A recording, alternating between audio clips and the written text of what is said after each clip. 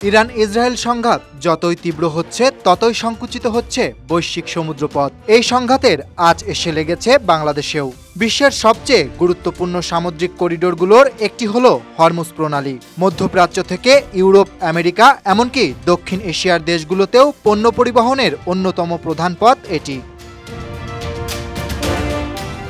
কিন্তু এখন হরমুজ প্রণালী হয়ে উঠেছে যুদ্ধক্ষেত্রের এক অনিশ্চিত দরজা। বিশ্বের সর্ববৃহৎ তালিকাভুক্ত তেলবাহী ট্যাঙ্কার কোম্পানি ফ্রন্টলাইন ঘোষণা দিয়েছে তারা নতুন করে উপসাগরে জাহাজ পাঠাবে না, কারণ এই পথ এখন ঝুঁকির রাজপথ।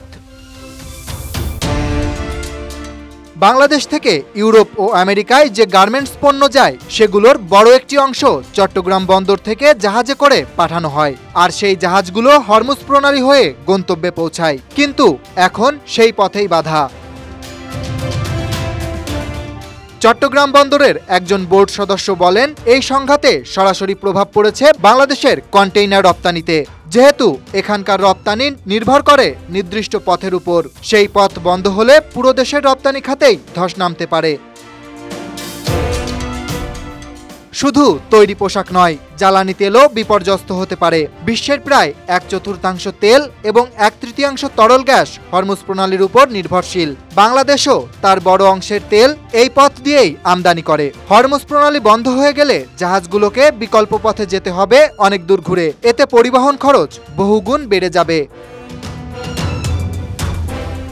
ইউএই এবং সৌদি আরবেও হতে পারে বড় বিপদ। মধ্যপ্রাচ্যে বাংলাদেশের গার্মেন্টস রপ্তানি গত বছর বেড়েছে প্রায় 40%। বিশেষ করে সংযুক্ত আরব আমিরাত ও সৌদি আরব হয়ে উঠেছে বড় বাজার। কিন্তু হরমুজ প্রণালী বন্ধ হলে এই বাজারেও ধাক্কা লাগবে। এতে পণ্য পরিবহনের খরচ বাড়বে কয়েক গুণ, বিমার খরচও বাড়বে, যা প্রভাব ফেলবে রপ্তানি মূল্যে। বিকল্প পথও খুব একটা নিরাপদ নয়। তারপরও শিপিং কোম্পানিগুলো এখন বিকল্প পথ হিসেবে ভাবছে লোহিত সাগর হয়ে উত্তম আশা অন্তরীপ ঘুরে যাওয়ার কথা। কিন্তু লোহিত সাগরও এখন আর আগের মতো শান্ত নয়। 2023 সালের শেষ দিকে ইয়েমেনের হুতি বিদ্রোহীরা লোহিত সাগরে একের পর এক বাণিজ্যিক জাহাজে হামলা চালিয়েছে। ফলে বিমার খরচ তখন বেড়ে যায় 20% পর্যন্ত। এখন যদি হরমুজ প্রণালী বন্ধ হয় তবে সেই খরচ আরও বাড়বে। বাংলাদেশের মতো আমদানি রপ্তানি নির্ভর দেশের জন্য তা হবে এক বিশাল চাপ। ইরান ইসরায়েল সংঘাত শুরুর পর থেকেই আন্তর্জাতিক বাজারে তেলের দাম বেড়েছে 7 থেকে 10%। ব্রেন্ট ক্রুড প্রতি ব্যারেল এখন উঠেছে প্রায় $78, যা কয়েক মাসের মধ্যে সর্বোচ্চ। শুধু তেল নয়, এতে চাল, ভাড়া, পণ্য, গ্যাস সবকিছুর দাম বাড়বে। সরাসরি প্রভাব পড়বে সাধারণ মানুষের জীবনে।